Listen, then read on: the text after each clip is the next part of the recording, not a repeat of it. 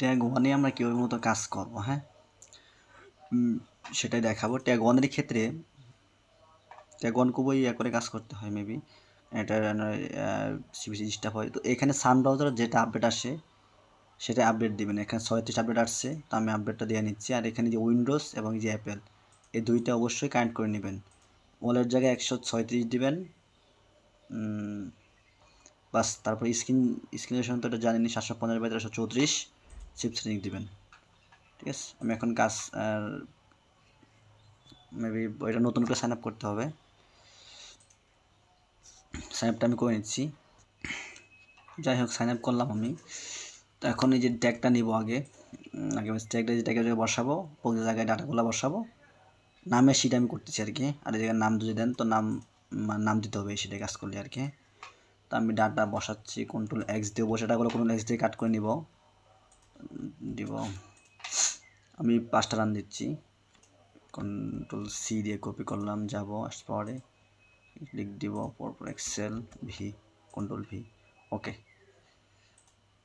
বাস run. এখন আমি run দিব, হ্যাঁ সবগুলা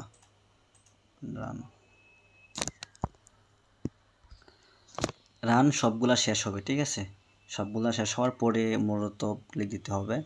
আর নেটওয়ার্ক স্পিড যাদের খারাপ দুর্বল, হ্যাঁ তারা নেটওয়ার্কগুলোটা বাড়িয়ে নেবেন। ঠিক আছে, নেটওয়ার্ক স্লো থাকলে হচ্ছে না, নেটওয়ার্ক স্পিড থাকলে কাজও বেশি হবে, কাজও বাড়বে এবং কাজের কোয়ালিটি মানও ভালো থাকবে আর কি। তো সবগুলো রান হবে, তারপরে মূলত আমাদের ক্লিকগুলো করতে হবে আর কি।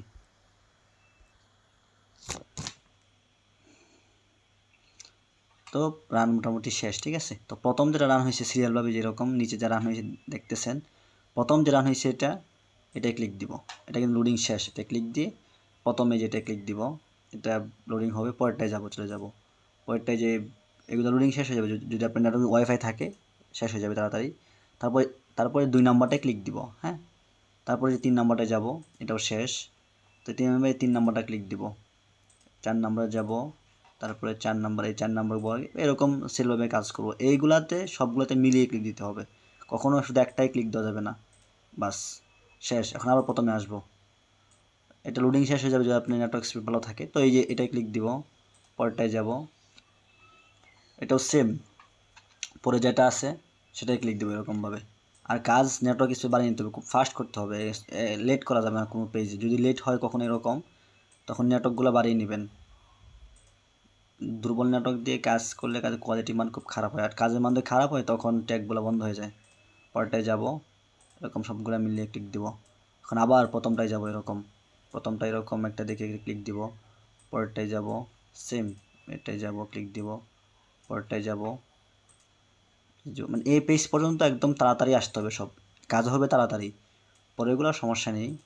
এটার মধ্যে ইমপ্রেশন পেজ। ঠিক আছে, তো তারপরে এই যে এই লোডিং অবস্থায় কখনো কেউ স্ক্রল করবেন না, হ্যাঁ এই শেষ এইগুলো, হ্যাঁ লোডিং শেষ, তারপরে করতে হবে স্ক্রলটা, তারপরে করবেন সবগুলো এরকম, হ্যাঁ স্ক্রল। এটা এখন এটা ক্লিক দিব, এটা যাব, এটাও সেম, এগুলো ওকে করে দেবো, অ্যালো করে দিব, এটা ক্লিক দিব, লিখে দিব এদিকে এরকম ক্লিক দিব।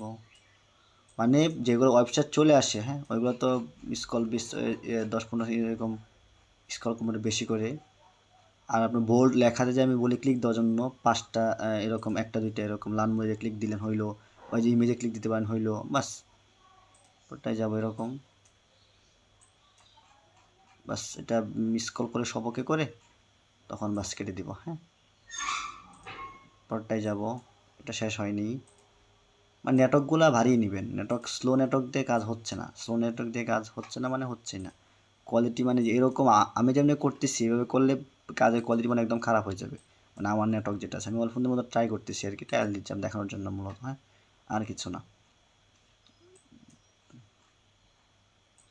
ওকে, তো এই যে এগুলো লোডিং শেষ হবে, তারপর মধ্যে স্ক্রলগুলো করতে হবে। লোডিং অবস্থায় কোনো কেউ স্ক্রল করবেন না, হ্যাঁ এটা মাথায় রাখবেন।